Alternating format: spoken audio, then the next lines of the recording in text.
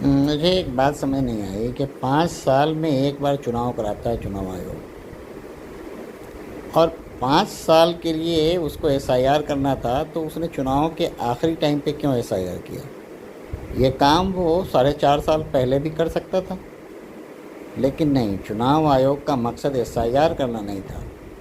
चुनाव आयोग का लगभग मकसद ये था कि किसी पार्टी के फेवर में जो पब्लिक है उसका नाम काट देना, ताकि दूसरी पार्टी को बेनिफिट मिल सके और वो चुनाव जीत सके। ये क्लियर वेस्ट बंगाल में ये काम हुआ है कि चुनाव होने के जस्ट पहले एसआईआर करने की क्या ज़रूरत थी। अगर वो चाहती तो पिछले 3 साल 4.5 साल में भी कर सकती थी, लेकिन ऐसी हालत में लोग अपील, वकील और दलील के ज़रिए से फिर वापस आ जाते।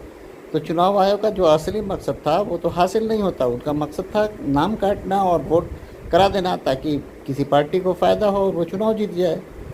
लेकिन चूँकि चुनाव आयोग किसी ख़ास पार्टी से जुड़ा हुआ है और उसका मकसद है कि किसी ख़ास पार्टी को हराना है, और कोर्ट के सामने दुविधा थी कि वो इतनी जल्दी क्या है कि नाम जोड़ नहीं सकता था, क्योंकि 4.5 साल पहले अगर एसआईआर किया होता तो वो बंदे जो नाम कटे हैं जिनके, वो अपील करके मुकदमा करके किसी तरीके से वो वापस जुड़ जाते, और इस हालत में चुनाव आयोग का जो असली मंशा था वो हासिल नहीं होता। अब अपने मंशा और मकसद को हासिल करने के लिए, चुनावी पार्टी से सांठगांठ करने के लिए, उन्होंने ठीक टाइम से 2-3 महीने पहले 27-28 लोगों के लगभग, पहले तो 1 करोड़ लोगों के नाम काटे थे, फिर 27-28 लोगों के नाम उन्होंने काट दिए। अब ये 27-28 लोग बगैर वोट किए रह गए।